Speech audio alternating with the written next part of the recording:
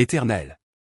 Je t'ai invoqué, et j'ai adressé mes supplications au Seigneur. Que gagnes-tu à verser mon sang, à me faire descendre dans la fosse? La poussière a-t-elle pour toi des louanges? Raconte-t-elle ta fidélité? Puisque cette foi est uniquement la grâce de Dieu et le don de Dieu, il est dit que le peuple de notre Dieu doit s'approcher de Dieu et crier ses supplications. N'est-ce pas ainsi? Nous voyons nos enfants aussi crier et insister pour obtenir le cadeau qu'ils désirent. On voit souvent de telles scènes dans les grands magasins. On voit les enfants se rouler par terre, insister et verser des larmes pour obtenir ce qu'ils veulent. En disant « Maman, achète-moi ce jouet. Maman, un cadeau ».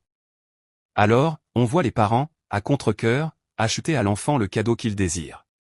Il en va de même pour les enfants de notre Dieu. Puisque cette foi est si précieuse et bénie, il faut s'approcher de Dieu qui est notre Père et crier ses supplications. Alors, comment faut-il supplier?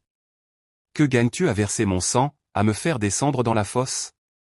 La poussière a-t-elle pour toi des louanges? Raconte-t-elle ta fidélité? Ici, à me faire descendre dans la fosse peut être traduit littéralement par si je descends dans le trou.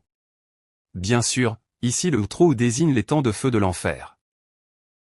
De plus, si l'on examine les phrases qui suivent, ce sont toutes des questions rhétoriques qui n'attendent aucune réponse, mais soulignent plutôt la réponse attendue. De plus, ici le sang représente l'existence ou la vie, symbolisant un être misérable qui tombe dans cet étang de feu de l'enfer, comme si du sang avait été répandu sur un champ de bataille.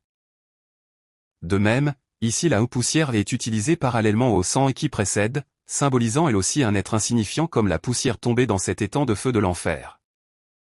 C'est-à-dire que cette parole signifie, si je tombais dans cet étang de feu éternel de l'enfer, quelle utilité mon être insignifiant aurait-il pour Dieu, et comment un être aussi insignifiant pourrait-il louer Dieu et raconter les choses que Dieu a accomplies? C'est pourquoi il demande à Dieu de lui accorder la grâce et la foi afin qu'il ne tombe pas dans cet étang de feu éternel de l'enfer.